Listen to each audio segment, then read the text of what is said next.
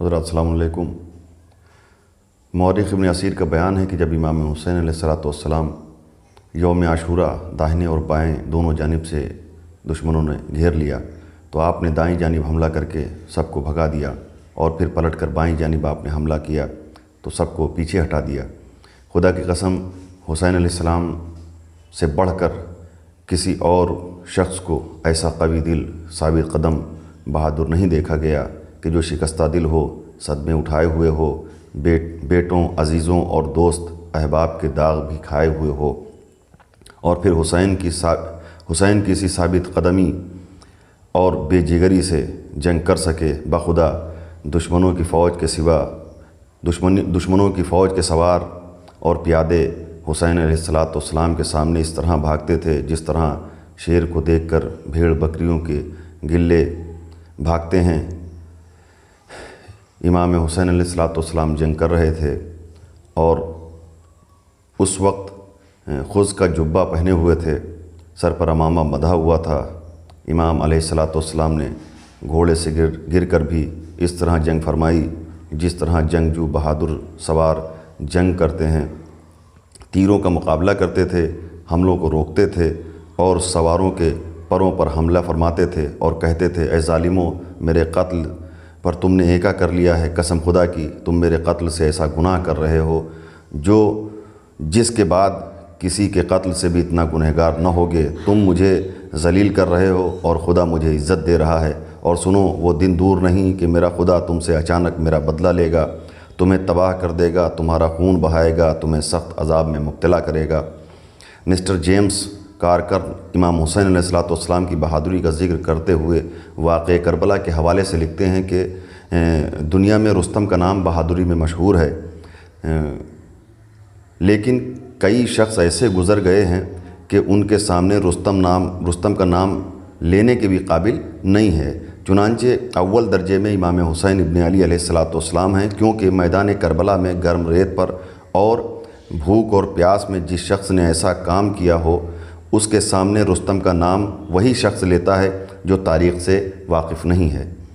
کس کے قلم کو قدرت ہے کہ امام حسین علیہ السلام کا حال لکھے؟ کس کی زبان میں طاقت ہے کہ ان 72 بزرگواروں کی ثابت قدمی اور تحور، شجاعت اور ہزاروں خونخوار سواروں کے جواب دینے اور ایک ایک کے ہلاک ہو جانے کے باب میں ایسی مدح کرے جیسی ہونی چاہیے؟ کس کے بس کی بات ہے کہ جو ان پر واقع ہونے والے حالات کا تصور کر سکے؟ لشکر میں گھر جانے کے بعد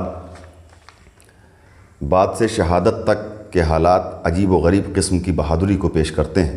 یہ سچ ہے کہ ایک کی دوا دو مشہور ہے، اور مبالغے کی یہی حد ہے کہ جب کسی کے حال پر یہ کہا جاتا ہے کہ تم نے چاروں طرف سے گھیر لیا، لیکن امام حسین اور 72 تن کو 8 قسم کے دشمنوں نے گھیرا ہوا تھا۔ 4 طرف سے یزیدی فوج جو آندھی کی طرح تیر برسا رہی تھی، 5واں دشمن عرب کی دھوپ، 6واں دشمن ریگ گرم جو تنور کے ذرات کی طرح لو دے رہی تھی، اور 7واں اور 8واں دشمن بھوک اور پیاس جو دغاباز ہمراہی کے مانند جان لیوا حرکتیں کر رہے تھے۔ پس جنہوں نے ایسے مارکے میں ہزاروں کافروں کا مقابلہ کیا ہو ان پر بہادری کا خاتمہ ہو چکا ہے۔ ایسے لوگوں سے بہادری میں کوئی فوقیت نہیں لے سکتا ہے۔ بھوک اور پیاس کے عالم میں نبرد-آزمائی کی بھی کوئی حد ہوتی ہے۔ آخرکار جب امام حسین علیہ السلام کا جسم مبارک تیروں سے مثل جسم ساہی ہو گیا اور آپ بے حد زخمی ہو گئے تو آپ اپنے بہادر مقتولوں کی طرف متوجہ ہو کر فرمانے لگے، اے بہادر شیروں، اٹھو اور حسین کی مدد کرو۔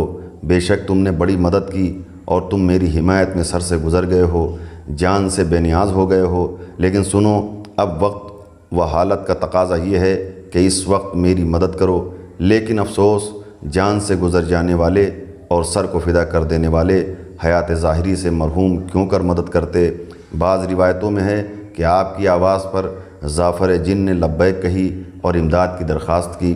آپ نے یہ کہہ کر اسے مسترد کر دیا کہ میں امتحان دینے کے لیے آیا ہوں اور اتمام حجت کے لیے صدائے امداد بلند کی ہے، ورنہ مجھے مدد کی ضرورت نہیں ہے۔ ایک روایت میں ہے کہ پھر فرشتوں نے مدد کرنا چاہی، انہیں بھی امام نے جواب دے دیا، ایک اور روایت میں ہے کہ امام حسین علیہ السلام کی اس آخری پکار پر کٹی ہوئی گردنوں سے لبیک کی آواز آنے لگی۔ آج کے لیے اتنا، باقی انشاءاللہ اگلے ویڈیو میں۔ السلام علیکم، خدا حافظ۔